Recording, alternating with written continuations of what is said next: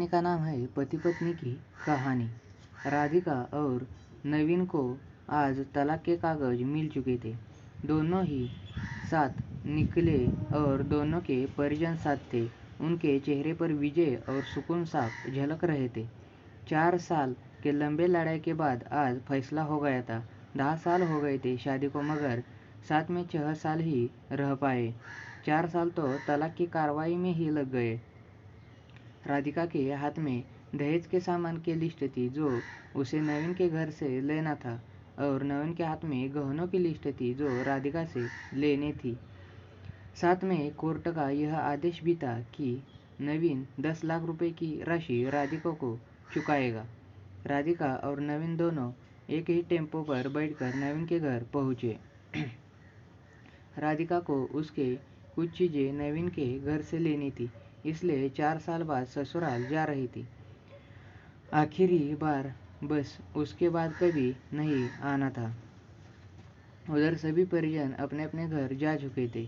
बस तीनों रह गए थे, नवीन, राधिका और राधिका की माँ। नवीन घर में अकेला ही रहता था। उसके माँ बाप और भाई गांव में रहते थे। राधिका और नवीन का एक बेटा भी था जो अभी 7 साल का था। कोर्ट के फैसले के अनुसार बड़ा होने तक वह राधिका के पास रहेगा और नवीन महीने में एक बार उससे मिल सकता है। घर में प्रवेश करते ही पुरानी यादें ताज़ा हो गई। कितनी मेहनत से सजाया था इसको राधिका ने। एक एक चीज़ में उसकी जान बसी थी। सब कुछ उसके आंखों के सामने बना था। सपनों का घर था उसका। कितनी शिद्दत से नवीन ने उसको सपने को पूरा किया था। नवीन थका हारा सा सोफे पर बैठ गया और बोला, ले लो जो कुछ भी चाहिए, मैं तुम्हें नहीं रोकूंगा। राधिका ने अब गौर से नवीन को देखा। 4 साल में कितना बदल गया है। बालों में सफ़ेदी झलकने लगी है। शरीर पहले से सादा रह गया है। 4 साल में चेहरे की रौनक गायब हो चुकी थी। वह एक कमरे में गया जहाँ उसके दहेज का अधिकतर सामान पड़ा हुआ था। सामान बहुत पुराना था, इसलिए कबाड़ की तरह स्टोर रूम में डाल दिया था। दोनों ने लव मैरिज करके शादी करी थी। दोनों के घर वाले बहुत मुश्किल में से माने थे। एक बार नवीन पीकर बह गया था और राधिका पर हाथ उठा बैठा था। राधिका उस वक्त गुस्से में मायके चली गई थी। न राधिका लौटी और न नवीन उसे लेने गया। इधर नवीन के भाभी और राधिका की माँ इस झगड़े को कोर्ट तक ले गए और दोनों का बस तलाक हो गया। राधिका की माँ बोली, कहाँ है तेरा सामान? इधर तो नहीं दिखता, बेच दिया होगा इस शराबी ने। राधिका बोली, चुप रहो माँ। राधिका को न जाने नवीन को उसके मुंह पर शराबी कहना अच्छा नहीं लगा। फिर स्टोर रूम से पड़े सामानों को ले लिया। राधिका ने सिर्फ अपना सामान ही लिया। नवीन के सामान को उसने छुआ तक नहीं।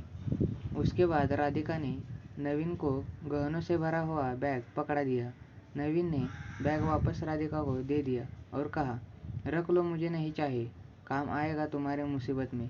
गहनों की कीमत 15 लाख से कम नहीं थी। कोर्ट की बात कोर्ट में ही खत्म हो गई। राधिका, वहाँ तो मुझे भी दुनिया का सबसे बुरा जानवर और शराबी साबित किया गया है।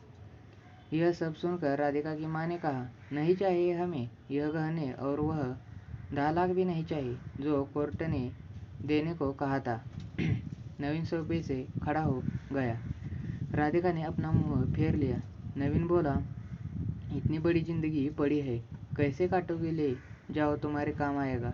इतना कहकर नवीन ने भी मुंह फेर लिया और दूसरे कमरे में चला गया। राधिका भी नवीन के पीछे उसके कमरे में चली गई। वह रो रहा था, अजीब सा मुंह बनाकर। राधिका ने पहले उसे कभी रोते हुए नहीं देखा था। आज पहली बार उसने उसे रोते हुए देखा। उसे रोता देख राधिका को बहुत बुरा लगा। फिर नवीन ने उससे कहा, इतनी फिक्र थी तो क्यों दिया तलाक? राधिका बोली, मैंने अकेले नहीं, तुमने भी दिया तलाक। दस्तखत तो तुमने भी किए, माफ़ी भी तो मांग सकते थे। नवीन ने कहा, मौका कब दिया तुम्हारे घर वालों ने? जब भी फ़ोन किया काट दिया। राधिका बोली, घर भी आ सकते थे। नवीन बोला, हिम्मत नहीं थी। उसकी वक्त वहाँ राधिका की माँ आ गई। वह राधिका का हाथ पकड़कर उसे बाहर ले गई। माँ बेटी वहाँ बाहर खड़ी गाड़ी का इंतजार करने लगी। राधिका के भीतर कुछ टूट रहा था, दिल बैठे जा रहा था, वह सुन से पड़ती जा रही थी। राधिका को नवीन के साथ बिताए हुए पुराने दिन याद आने लगे थे। तभी उसकी नज़र सामने एक तुलसी के सूखे पौधे पर पड़ी। कितनी शिद्दत से देखभाल किया करती थी। वह नहीं थी तो शायद तुलसी के पौधे पर पानी भी नहीं पड़ा। उसकी घबराहट और बढ़ी और वह घर के भीतर चली गई।